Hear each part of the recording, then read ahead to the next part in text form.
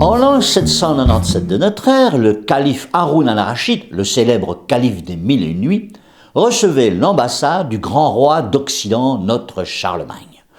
Le puissant souverain d'Orient souhaitait lui montrer son estime, et ayant dans l'idée de lui envoyer des présents somptueux, le calife entendit de la bouche des ambassadeurs que le puissant Charlemagne se constituait une ménagerie d'animaux spectaculaires, ours, loups, même lions venus d'Afrique, tout comme le faisaient les anciens empereurs romains.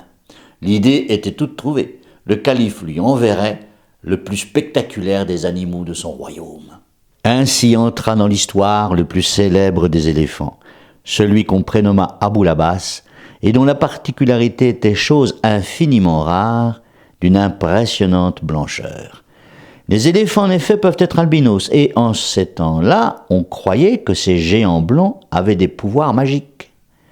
Magicienne ou pas, la pauvre bête fut bien malheureuse d'être si spéciale, car elle partit en compagnie d'une horloge à eau et de plusieurs paquets de soie vers le royaume des Francs, où, comme on s'en doute, jamais personne n'avait vu une telle créature. La foule vint s'écraser le long des routes pour la voir passer. Les ambassadeurs étant morts sur le chemin du retour, ce fut le traducteur juif Isaac qui ramena à Charlemagne son étrange présent. Il mit 5 ans pour accomplir ce voyage de retour, passant par Jérusalem, puis Carthage, de là prenant le bateau pour Marseille, puis ensuite remontant le long du Rhône, les Vosges et les Ardennes jusqu'à Aix-la-Chapelle, où, le 20 juillet 802, la cour de Charlemagne put enfin admirer avec ahurissement sa nouvelle merveille, un gigantesque éléphant blanc.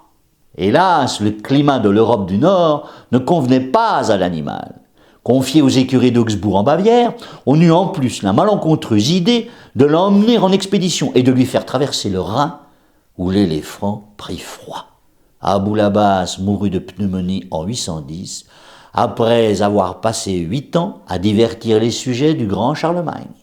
Ceux-ci gardèrent en mémoire, à travers plusieurs générations, la masse étincelante du pachyderme blanc, et ne devait pas en revoir un autre de sitôt. N'oublie pas de t'abonner.